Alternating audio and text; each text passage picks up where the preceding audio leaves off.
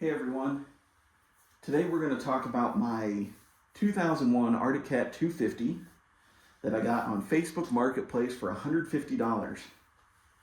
So back in November, this showed up on Facebook Marketplace in a town about 12 miles away from me.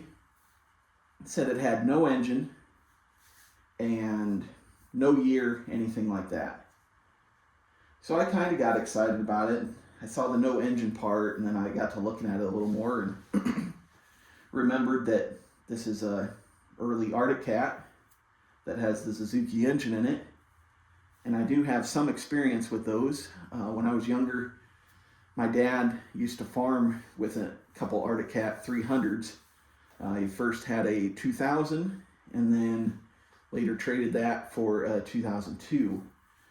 So if you're unfamiliar with these have a Suzuki engine in them, but the engine, transmission, and rear differential are all one unitized piece. So the engine sits back quite a ways in the frame.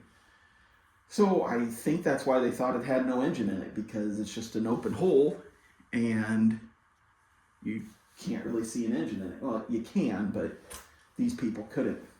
So I got hooked up to the trailer, went over there, looking around at it, and they loaded it with a skid loader for me, and I brought it home. I knew immediately it had an engine in it, because I could see in the pictures, the little view of the cylinder head, and I could see the exhaust pipe and the shield for the exhaust in the pictures. So got it home, power washed it, just to get all the dirt off of it and everything. So I opened the airbox and, of course, a mouse nest. So cleaned that out and gave it a spray of brake and parts cleaner, and it fired and died. So I knew we had some potential there. So off and on through the winter, we've had a really nice winter here so far in northeast Nebraska. So had a lot of opportunities to be out here in the garage and even outside working on stuff. So I pulled the carburetor out. Noticed the intake, the boot between the carb and the airbox was pretty cracked up. So ordered one of those, cleaned the carburetor, put a kit in it, put that new boot in. Still wasn't running that great. It would run, but just not that good. Could drive it. It just didn't want to idle. And so I messed with it a little bit, and then I decided, screw it, I'll just buy an aftermarket carburetor, and did all the usual stuff with that, having to drill out the hole for the cable, things like that, and no change. So kind of gave up on it. We had a cold spell for just a little bit there, so didn't work on the thing for 2-3 weeks. So got back to it once it got nice again. Then I noticed that it would only fire when you press the button, the start button. And so I put a spark tester on it. Sure enough, it only had spark when it was cranking. And then as soon as you let off the button, you lost spark. So found the manual for it, tested the ignition coil. That was good. The next test, they said, was to test power from the CDI to the ignition coil. If I remember right, it said 30 volts while it was with just the key on, and 130 with it running. So I tested it, and this had just been shortly after it was running, so or trying to run. It had 30 volts on it when I put the leads on there, and it just was dropping really fast. Went down to about 6. So tested it then while it was running, while I was holding the button, and it was only getting up to 110. So the next step in the troubleshooting was to test resistances across pins on the CDI.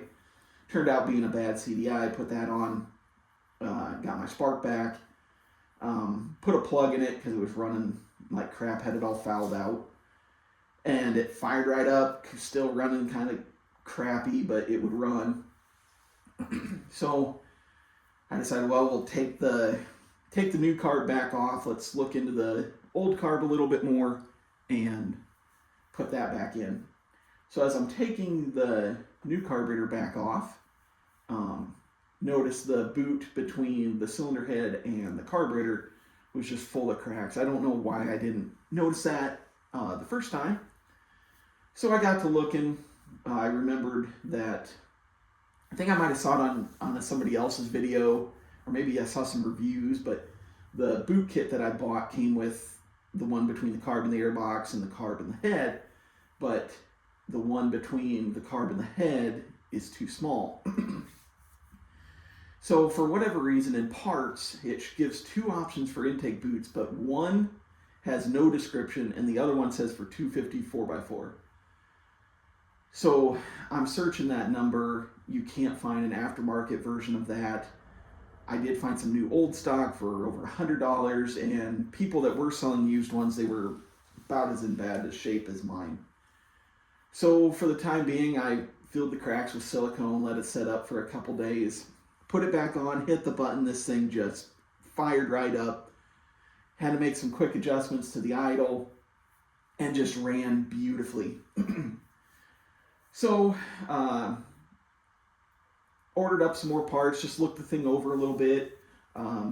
Needed shock bushings all the way around. They were non-existent. The master cylinder was toast, so I ordered a new one of them. The manual caliper for the foot brake, the pads on it were junk. Front and left ball joints were toast, ordered them. And then the spindle bushings for the right rear, those were bad, ordered those also. So, got all those installed. Everything went really smooth. Wheel bearings all the way around are good. The A-arm bushings are all in good shape. These older Arctic Cats have a really nice rubber mounted A-arm bushing, so really takes a lot of abuse before those start to come apart. Adjusted valves on it. The foot brake, take you over there. The foot brake was all seized up, so it was just stuck down. So kind of cool thing with this Arctic Cat that I discovered. So if you look in there, that big nut, so the pivot pin for the foot brake is just bolted into the frame. So I unbolted it, took it out of the machine, got a 2-jaw puller on it, and got the pin pushed out, cleaned it up. That works great. Got those. Put my new brake caliper on, or master cylinder. Sorry. Got the brakes bled. That I've never seen such nasty brake fluid in my life. Stuff was bad. So as it sits right now, this thing is mechanically just beautiful.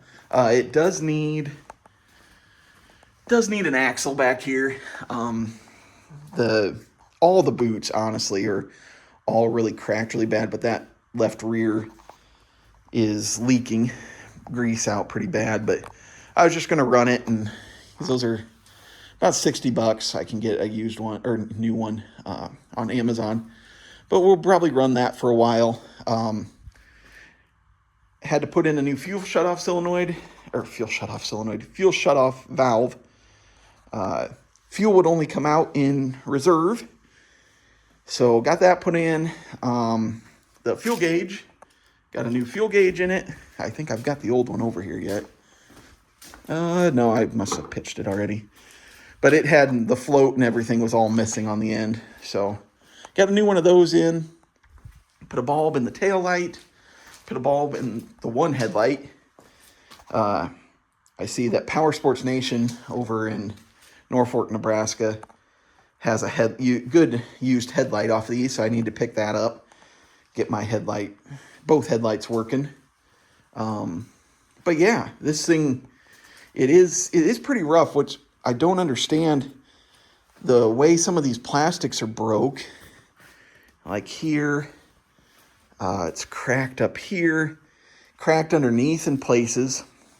So you would suspect a rollover, but the bars are pretty straight. The racks are straight. So yeah, like here, I don't know. So don't know what happened to it.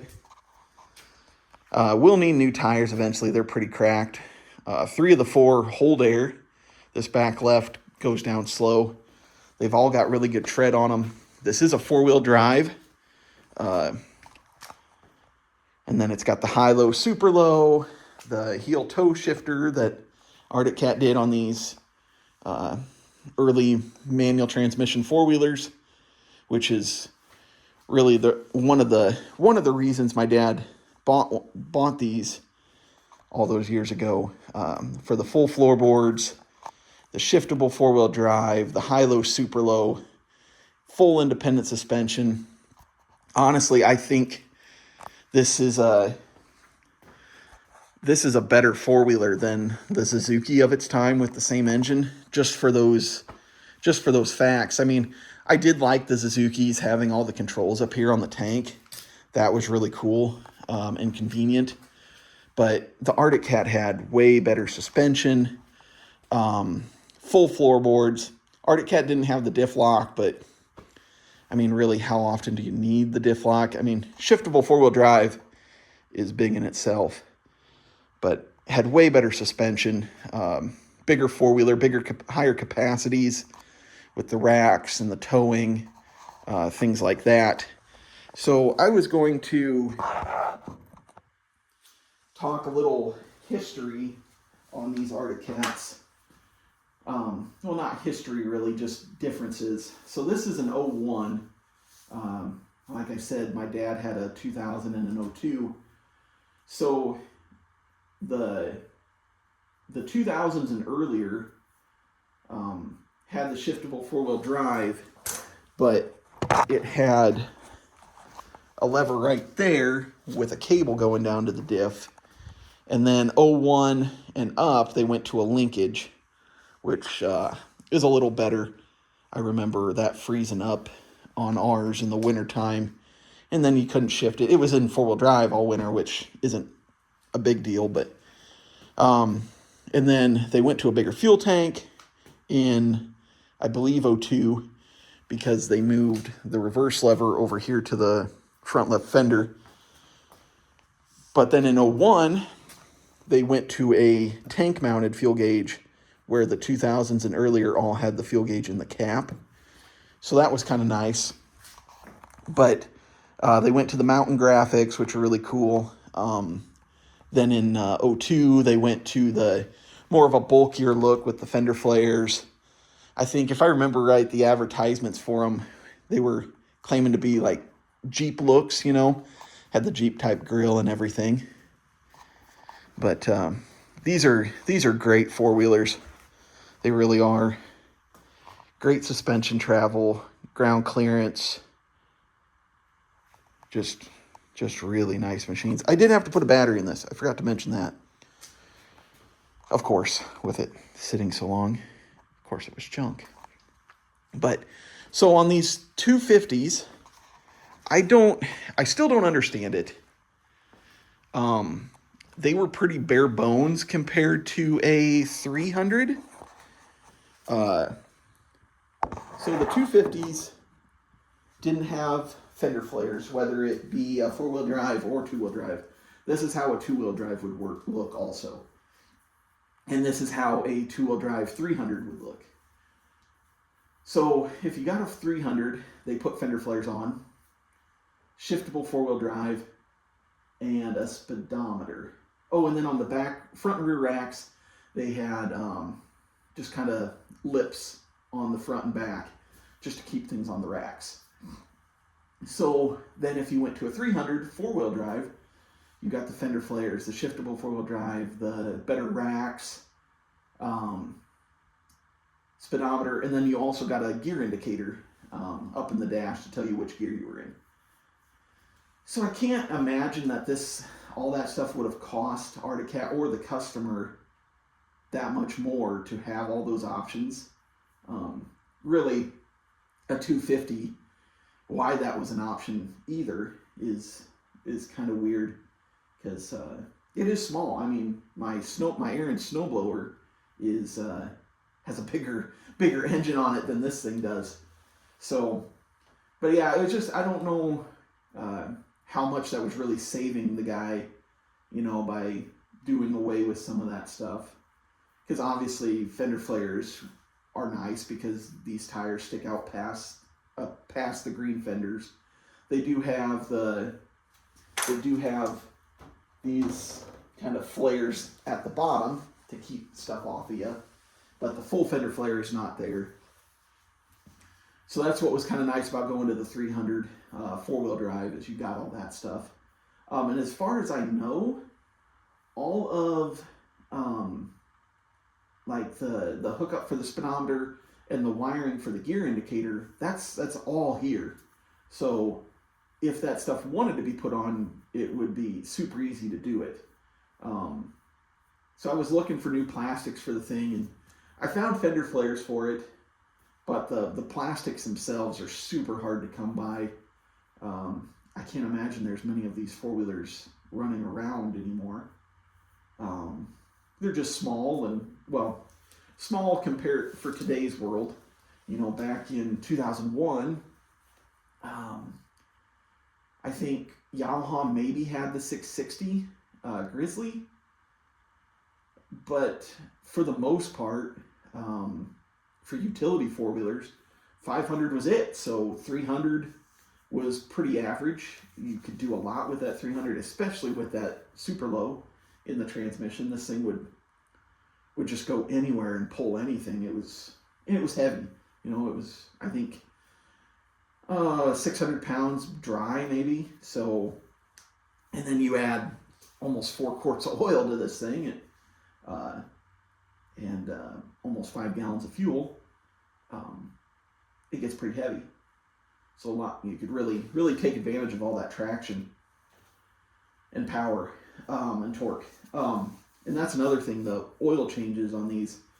I spent over a third of what I spent on the four-wheeler just in oil and filter, because I knew the clutch was slipping a little bit in fifth high, so I did put good oil in it to see if we can maybe make that come out of it, but it doesn't. I've tried to adjust the clutch, and it's still it got a little better, but it still slips. So I think next oil change, I'm going to run some BG EPR in there to hopefully maybe clean up those clutch discs a little bit, and maybe it'll hold a little better.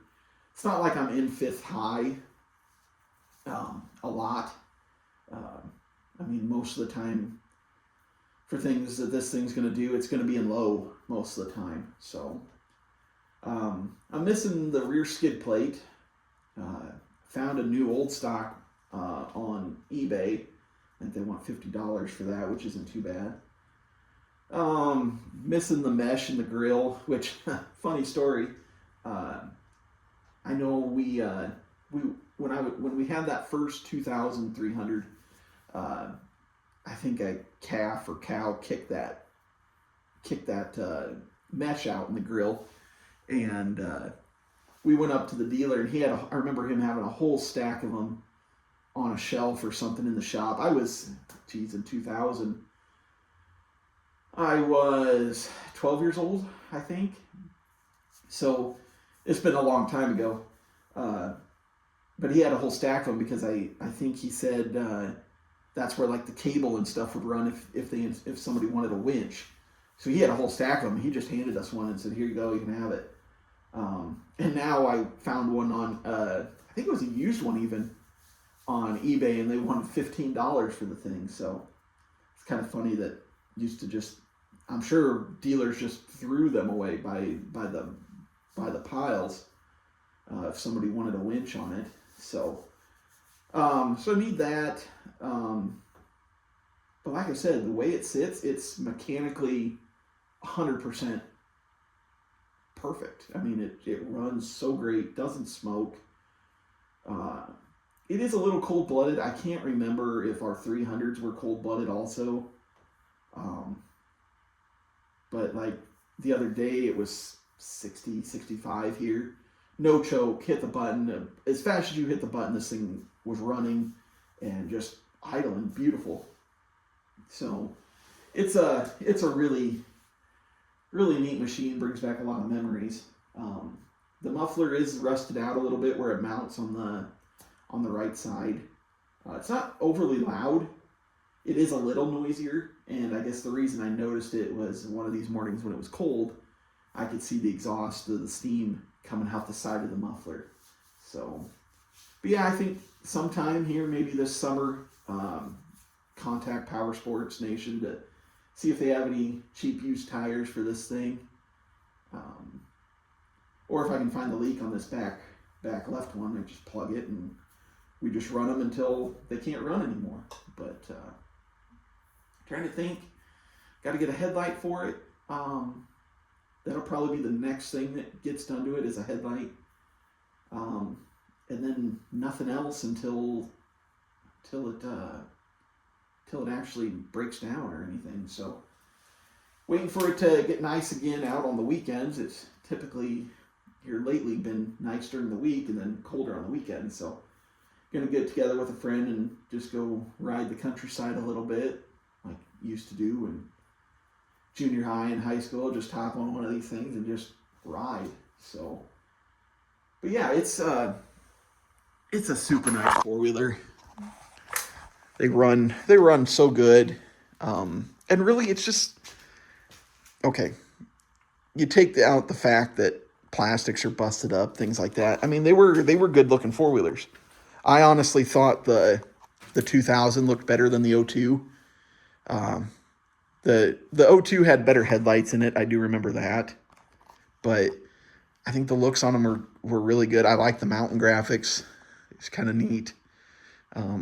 My dad had red ones because back then all you could get was red and green. And we did a lot of road riding with them, and I did also. And he wanted a red one, maybe be a little more visible going down the road. Was his reasoning. I am missing the little cover for the fuse box. I haven't really come across one of them used anywhere. But yeah, I